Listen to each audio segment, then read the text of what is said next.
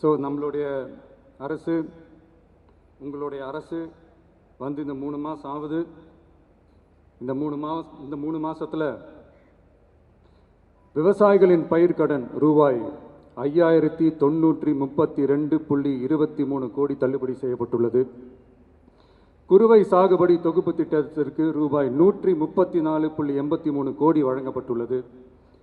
ஒன்றிய அரசு நிதியுடன் ரூபாய் 12,642 கோடியில் 125 நாள் வேலைவாய்ப்பு திட்டம் மற்றும் ஜல் ஜீவன் குடிநீர் திட்டம் ரூபாய் 18,123.05 கோடியில் செயல்பாட்டிற்கு கொண்டு வரப்பட்டுள்ளது.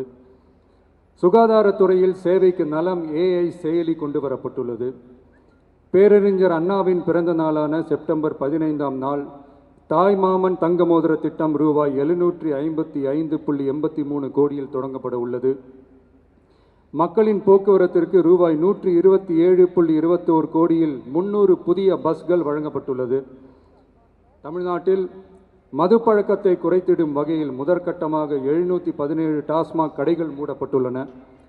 வெளிப்படையான நிர்வாகத்திற்காக நவீன தொழில்நுட்பத்தை பயன்படுத்தி கணினி மயமாக்கப்பட்ட நிர்வாகம் செயல்பாட்டில் உள்ளது.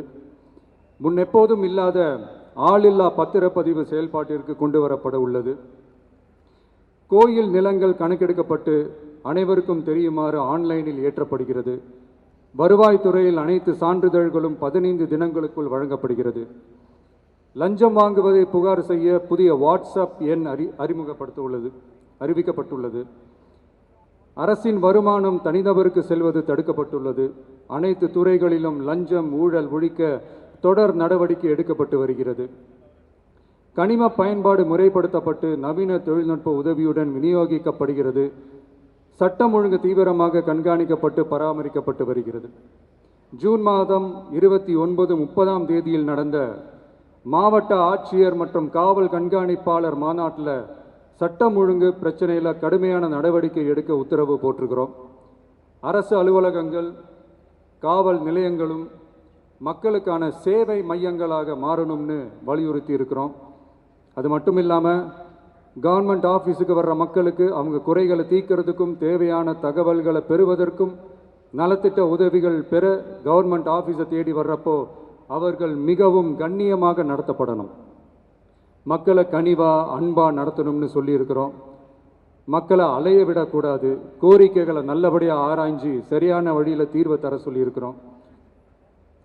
சுதந்திர போராட்ட தியாகிகள் தங்கள் உயிரை தியாகம் செஞ்சு கிடைச்ச சுதந்திரம் மிக சிலருக்கான சுதந்திரமாக மட்டும் இல்லாமல் ஒவ்வொரு இந்திய குடிமகனுக்கும் சுய மரியாதை, சம உரிமை, சம வாய்ப்பு மற்றும் கண்ணியமான வாழ்க்கையை வழங்கும் உண்மையான மக்கள் சுதந்திரமாக இருக்கணுங்கிறதே எல்லாரோட மிகப்பெரிய எதிர்பார்ப்பாக இருக்குது. அதை நிறைவேற்றுற பொறுப்பும் நம்மளோடது தான். தமிழ்நாட்டு மக்களோட இணைஞ்சு தமிழகத்தை இந்தியாவின் முன்மாதிரி மாநிலமாகவும் உலக அளவில் வளர்ந்த நாடுகளுக்கு இணையா தமிழ்நாட்டு பொருளாதாரத்தை 2036 ஆண்டுக்குள் $1.5 trillion உயர்த்திட நாம் உறுதியேற்போம். மக்களே, எல்லாரும் ஓட்டு போட்டுட்டோம். உங்கள் அண்ணனை, உங்கள் தம்பியை, உங்கள் பிள்ளைய எல்லாரும் ஜெயிக்க வச்சு முதலமைச்சராக ஆக்கிட்டோம். அதனால் நம்ம கடமையெல்லாம் முடிஞ்சிருச்சுன்னு சொல்லி யாரும் ஒதுக்கி போயிடாதீங்க. இனிமே தான் நீங்கள் நம்மளோடவே கூடவே இருக்கணும். உறுதியாக நம்ம அரசோடவே கூட இருக்கணும். அப்போ தான் உங்களுக்காக இருக்கிற எல்லா நல்ல திட்டங்களையும் என்னால் செயல்படுத்த முடியும். 8 கோடி பேரோட அந்த பிரதிநிதி தான் முதலமைச்சர் பதவின்னு சொல்லுவாங்க.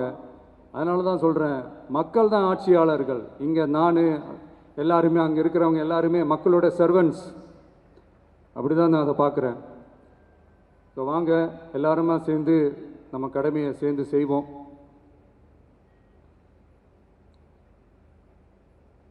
நம்ம அரசுக்கு எதிரான சக்திகளையும் சரி சதிகளையும் சரி முறியடிப்போம். நீங்கள் எல்லாரும் நம்மளோடு இருக்கும்போது எனக்கு வேறு என்னங்க கவலை? நல்லதை மட்டுமே நோக்கி நகருவோம்.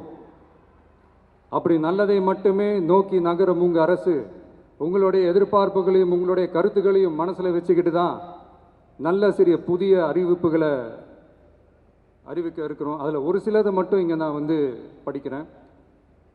1, தாய்நாட்டிற்காக தன்னலமற்ற தியாகம் செய்து நமது நாட்டின் பாதுகாப்பிற்காக அரும்பாடுபட்ட முன்னாள் படை வீரர்களின் நலன் கருதி அவர்களது 2 மகள்களுக்கும் வழங்கப்படும் திருமண நிதி உதவி 25,000 ரூபாயிலிருந்து 50,000 ரூபாயாக உயர்த்தி வழங்கப்படும்.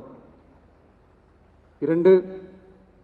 மாற்றுத்திறன் கொண்ட முன்னாள் படை வீரர் மற்றும் அவர்களை சார்ந்தோர்களுக்கு வழங்கப்பட்டு வந்த மாதாந்திர நிதியுதவி 5,000 ரூபாயிலிருந்து 7,000 ரூபாயாக உயர்த்தி வழங்கப்படும்.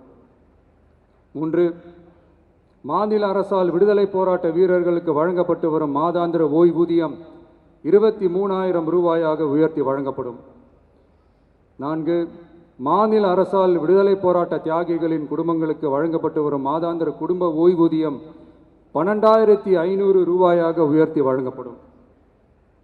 5.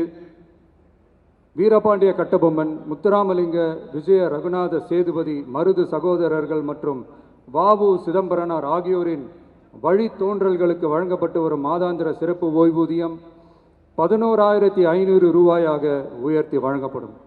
இவற்றிற்கான அரசாணைகள் அரசால் வெளியிடப்பட்டுள்ளது.